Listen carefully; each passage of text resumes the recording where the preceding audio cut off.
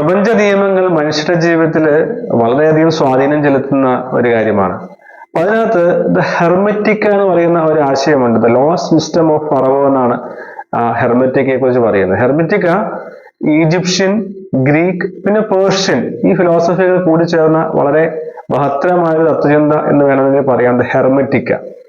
അപ്പൊ അത് ഈ പ്രപഞ്ച നിയമങ്ങൾ നമ്മുടെ ജീവിതത്തിൽ എങ്ങനെ സ്വാധീനിക്കുന്നു, പ്രപഞ്ച നിയമങ്ങളിലൂടെ നമ്മുടെ ജീവിതത്തിൽ എങ്ങനെ അത്ഭുതം കൊണ്ടുവരാമെന്നുള്ള വിഷയത്തിൽ ഈ ഹെർമെറ്റിക്ക വളരെയധികം ചർച്ച ചെയ്യപ്പെട്ട ഒരു ആശയം തന്നെയാണ്. ഹെർമിസ് ട്രിസ്മെഗിസ്റ്റസ് എന്ന് പറയുന്ന ഒരു വ്യക്തിയാണ് ഈ ആശയത്തിന്റെ പ്രചാരകൻ എന്ന് പറയാം. ഈ പുസ്തകം എഴുതിയതും ഒരർത്ഥത്തിൽ അദ്ദേഹം തന്നെയാണെന്ന് പറയാം. പക്ഷേ ഈ ഹെർമെറ്റിക്ക എന്ന ആശയത്തെക്കുറിച്ച് ധാരാളം പുസ്തകം നമുക്ക് കാണാനായിട്ട് സാധിക്കും. ഹെർമെറ്റിക്ക ദ ലോസ്റ്റ് വിസ്ഡം ഓഫ് ഫറവോ. നാം അത് അറിഞ്ഞിരിക്കേണ്ട സത്യം തന്നെയാണ് ഹെർമെറ്റിക്ക എന്ന് പറയുന്നത്. ഈ പ്രകൃതി നിയമങ്ങളിൽ പ്രധാനപ്പെട്ട ഒരു നിയമമാണ് ദ ലോ ഓഫ് വൺനെസ് എന്ന് പറഞ്ഞാൽ ഈ ലോകത്തിലുള്ളത് എല്ലാം ഒന്നാണ് എന്നുള്ളതാണ്. അപ്പൊ എങ്ങനെയാണ് ഒന്നായി മാറുന്നത്? ലോകത്തിലുള്ളത് എല്ലാം എന്ന് പറയുമ്പോൾ ഈ പ്രകൃതിയിലുള്ള, ഈ പ്രപഞ്ചത്തിലുള്ള എല്ലാ മനുഷ്യരും, എല്ലാ ജീവജാലങ്ങളും, എല്ലാ വസ്തുക്കളും, ജീവനുള്ളതും ജീവനില്ലാത്തതുമായ എല്ലാം ഒന്നാണെന്നുള്ള ആശയം തന്നെയാണ്. ആ ഒരു ആശയത്തിലേക്കാണ് ഹെർമെറ്റിക്ക നമ്മെ കൊണ്ടുപോകുന്നത്. ഈ ആശയം മനസ്സിലാക്കുമ്പോൾ തന്നെ നമ്മുടെ ജീവിതത്തിൽ വലിയ ഒരു സമാധാനം, വലിയൊരു സന്തോഷം വന്നു ചേരും. അതിനെയാണ് എൻലൈറ്റൻമെന്റ് എന്നെല്ലാം പറയുന്നത്. മനുഷ്യന്റെ ജീവിത യാത്ര എന്ന് പറയുന്നത് എൻലൈറ്റൻമെന്റിലേക്കാണ്. അതുപോലെ ബർത്ത്, റീബർത്ത് എന്നെല്ലാം പറയാറുണ്ട്. ജീവിതം എന്ന് പറയുന്നത് ജനിക്കുന്നു, മരിക്കുന്നു, വീണ്ടും ജനിക്കുന്നു, ഇതൊരു സൈക്കിൾ ആയിട്ടാണ് നാം പറയാറുള്ളത്. ഈ സൈക്കിളിൽ നിന്ന് മനുഷ്യൻ മോചിപ്പിക്കപ്പെടുന്നത് ഈ പറയുന്ന എൻലൈറ്റ്മെന്റിലൂടെ ആ ഒരു അവസ്ഥയിൽ എത്തിയതിനു ശേഷമാണ് ആ സൈക്കിളിൽ നിന്ന് മനുഷ്യൻ രക്ഷ പ്രാപിക്കുന്നത്. അപ്പൊ ഹെർമെറ്റിക് എന്ന് പറയുന്ന ആശയത്തിൽ വളരെ മനോഹരമായി ഇതിനെല്ലാം വിവരിക്കുന്നുണ്ട്. ഇതിൽ ഒന്നാമത്തെ കാര്യമാണ് ദ ഡിവൈൻ യൂണിറ്റി. ഈ ലോകത്തിലുള്ളത്, ഈ പ്രപഞ്ചത്തിലുള്ളത് എല്ലാം ഒന്നാണ്. നാം ഈ പ്രപഞ്ചത്തെ ഒരു വലയായി സങ്കല്പിക്കുക. ഒരു വലയിൽ എത്രമാത്രം കണ്ണികൾ ഉണ്ടാവും? കുറെ കണ്ണികൾ ഉണ്ടാകുമല്ലേ? അതുപോലെ തന്നെയാണ് ഓരോ കണ്ണിയും ഓരോ വ്യക്തിയോ ഓരോ വസ്തുവോ ഓരോ എലമെന്റോ ആണ്. ഈ വലിയ ഒരു നെറ്റിന്റെ, വലയുടെ ഭാഗമാണ് നാം ഓരോരുത്തരും. ഇതിനെ മൈക്രോ കോസ്മം എന്നും മാക്രോ കോസ്മം എന്നും പറയാറുണ്ട്. മൈക്രോ കോസ്മം എന്ന് പറഞ്ഞാൽ ഓരോ ഇൻഡിവിജ്വൽസ്, ഓരോ വ്യക്തിയെയും ഓരോ വസ്തുക്കളെയും മൈക്രോ കോസ്മം എന്ന് പറയാം. മാക്രോ കോസ്മം എന്ന് പറയുന്നത് ദ ഡിവൈൻ യൂണിറ്റി അല്ലെങ്കിൽ ദ യൂണിവേഴ്സ്, ആ വലിയ ആ ഒരു എനർജി. അപ്പൊ ഈ ഡിവൈൻ യൂണിറ്റി എന്ന് പറയുമ്പോൾ എവറിത്തിങ് കംസ് ആൻഡ് റിട്ടേൺസ്, എല്ലാ ഊർജവും അവിടേക്ക് എത്തിച്ചേരുന്നു, അവിടെ നിന്ന് തിരിച്ച് പോരുന്നു, അല്ലെങ്കിൽ അവിടെ നിന്ന് പുറപ്പെടുന്നു. ഇതാണ് ദ ഡിവൈൻ യൂണിറ്റി അല്ലെങ്കിൽ living cosmos, one, the all, Advaita എന്ന് പറയുന്ന ആശയത്തിലെല്ലാം മനസ്സിലാക്കേണ്ടത്.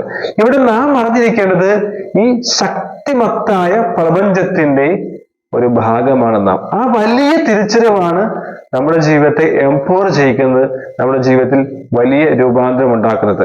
ഈ ഒരു ദ ഡിവൈൻ വൺനെസ്, ഈ വലിയ പ്രപഞ്ചത്തിന്റെ ഒരു ഭാഗമാണ് ഞാൻ തിരിച്ചറിയുമ്പോൾ, അവിടെയാണ് ആൽക്കമിസ്റ്റ് പൗലോ കോയ്ലോ പറഞ്ഞ ആശയം നമ്മെ കൂടുതൽ ഉത്തേജിപ്പിക്കുന്നത്. എനിക്ക് ഹൃദയത്തിൽ അത്യധികമായ ആഗ്രഹമുണ്ടെങ്കിൽ ഈ ലോകം മുഴുവൻ, ഈ പ്രപഞ്ചം മുഴുവൻ അതിനുവേണ്ടി കോൺസ്പയർ ചെയ്യും, ഗൂഢാലോചന ചെയ്യുമെന്ന് പറയുന്നതിന്റെ അർത്ഥം അതാണ്. ഈ പ്രപഞ്ച നിയമങ്ങളിൽ ഒന്നാണ് ലോ ഓഫ് വൈബ്രേഷൻ. ഇങ്ങനെ വൈബ്രേറ്റ് ചെയ്യുമ്പോൾ നമുക്ക് ആവശ്യമുള്ള ആ ലെവലിൽ നാം വൈബ്രേറ്റ് ചെയ്യുമ്പോൾ ആവശ്യത്തിലേക്ക് നമ്മെ കണക്ട് ചെയ്യുകയാണ്. അതുകൊണ്ടാണ് ഈ പ്രപഞ്ചം ഒരു വലയാണ്, ആ വലയിൽ ഓരോ കണ്ണിയുമാണ് നാം എന്ന് പറയുന്നത്. നമ്മുടെ ആഗ്രഹങ്ങളെ, നമ്മുടെ ആവശ്യങ്ങളെ, നമ്മുടെ തീവ്രമായ തീഷ്ണതകളെയെല്ലാം നാം മാനിഫെസ്റ്റ് ചെയ്യുമ്പോൾ, അല്ലെങ്കിൽ ലോ ഓഫ് അട്രാക്ഷൻ ആകർഷിക്കാൻ ശ്രമിക്കുമ്പോൾ ഇത് തന്നെയാണ് സംഭവിക്കുന്നത്. നാം ആഗ്രഹം എത്രമാത്രം തീവ്രമാണ് അതനുസരിച്ച് ആ ആവർത്തിയിലുള്ള, ഫ്രീക്വൻസിയിലുള്ള വൈബ്രേഷൻസുകൾ നമുക്ക് സൃഷ്ടിക്കുവാനും അത് നമുക്ക് ആവശ്യമുള്ള ആ കണ്ണികയിലൂടെ കടന്നു ചെന്ന്, ആ വലയിലൂടെ കടന്നു ചെന്ന് നമുക്ക് ആവശ്യത്തിലേക്ക് എത്തുവാനും സാധിക്കുമെന്നുള്ള ചിന്തയാണ് ദ ഡിവൈൻ വൺനെസ് നമ്മെ പഠിപ്പിക്കുന്നത്. ഇപ്പൊ ഡിവൈൻ യൂണിറ്റിയെ the one, the all, logos, living cosmos എന്നെല്ലാം പറയാറുണ്ട്. ഇനി ഈ മൈക്രോ കോസ്മോ എന്ന് പറയുന്ന നാം എന്ന് പറയുന്ന വ്യക്തി, അതിനകത്ത് ഡിവൈൻ ഇന്റലക്ട് ഉണ്ട്, അതീവ പ്രാധാന്യമുള്ള ഒരു ഡിവൈൻ യൂണിറ്റി ഉണ്ട്. അതിനെ ന്യൂസ് എന്നാണ് ഈ ഹെർമെറ്റിക് എന്ന ആശയത്തിൽ പറയുന്നത്. ആ ഡിവൈൻ ഇന്റലക്ച്വലിനെ കണ്ടെത്തുക എന്ന് പറയുന്ന, അതിനെ പുറത്തെടുക്കുക എന്ന് പറയുന്ന ആ ഒരു വലിയ പ്രോസസ് ഉണ്ട്. ആ പ്രോസസ്സിനെ ഗ്നൂസ് എന്നോ അതല്ലെങ്കിൽ ആൽക്കമി എന്നെല്ലാം പറയാം നമുക്ക്. ആൽക്കമി നമ്മൾ പലരും കേട്ടിട്ടുണ്ടാകും. ആൽക്കമിസ്റ്റ് പുസ്തകത്തിലൂടെ നമുക്കറിയാം ഒരു എന്തിനേയും സ്വർണമാക്കാൻ സാധിക്കുന്ന ഒരു വസ്തു, അതാണ് ആൽക്കമി അല്ലെങ്കിൽ ആൽക്കമിസ്റ്റ് എന്ന് പറയുന്നത്. അപ്പോ നാം എന്ന വ്യക്തിയിൽ ഒരു സ്വർണം അല്ലെങ്കിൽ വളരെ റിഫൈൻഡ് ആയിട്ടുള്ള ഒരു രൂപമുണ്ട്, അല്ലെങ്കിൽ വളരെ പ്രഷ്യസ് ആയിട്ടുള്ള ഒരു രൂപം, ഭാവം, അതല്ലെങ്കിൽ ഒരു എലമെന്റ് ഉണ്ട്. അതിനെ കണ്ടെത്തുക എന്ന് പറയുന്നത് തന്നെയാണ് ഈ ജീവിതത്തിന്റെ ജേർണി എന്ന് പറയുന്നത്. നാം മരിക്കുകയും ജനിക്കുകയും ചെയ്യുന്നതിന്റെ ഒരു പ്രധാനപ്പെട്ട കാരണം ഇതാണ്. പലരും പറയും എനിക്ക് മാത്രം എന്താണ് ഇത്ര കഷ്ടത, ഞാൻ എന്തുകൊണ്ടാണ് ഇങ്ങനെ കഷ്ടത അനുഭവിക്കുന്നത്, എന്തുകൊണ്ടാണ് എനിക്ക് മാത്രം ഇങ്ങനെ ദുർവിധി. പക്ഷെ ജീവിതത്തിൽ ആ ഒരു നിർവ്വാണയിലേക്ക്, ആ ഒരു ന്യൂസിലേക്ക്, ആ ഒരു ഡിവൈൻ യൂണിറ്റിയിലേക്ക്, ലോഗോസിലേക്കും കോസ്മോസ് യൂണിവേഴ്സിലേക്കും എത്തുവാനായി നമ്മെ പര്യാപ്തമാക്കുന്ന ഒരു ഇന്നർ ട്രാൻസ്ഫോർമേഷൻ ആണ് ഈ കഷ്ടതകളും ഈ പ്രയാസങ്ങളും എല്ലാം. ഇതിനെല്ലാം നാം മറികടന്ന് ആ ഡിവൈൻ എൻലൈറ്റ്മെന്റിലേക്ക് നാം കൂടിച്ചേരും.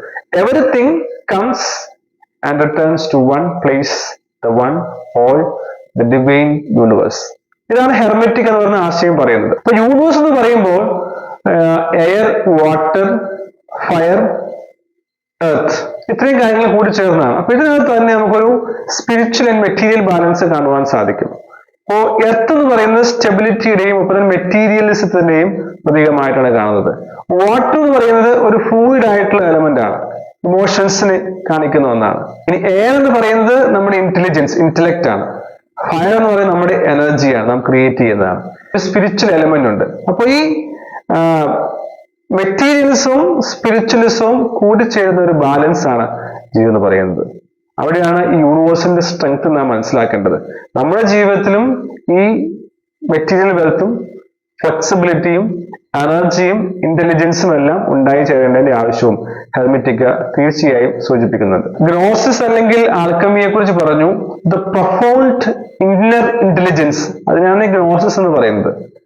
ആ ഒരു ഉള്ളിലെ അതിശക്തമായിട്ടുള്ള ഒരു ഇന്റലിജൻസ്, ഇന്റലക്ട്, പ്രൊഫൗണ്ട് ആയി ഉണ്ടാക്കുക എന്നുള്ളതാണ് പറയുന്നത്.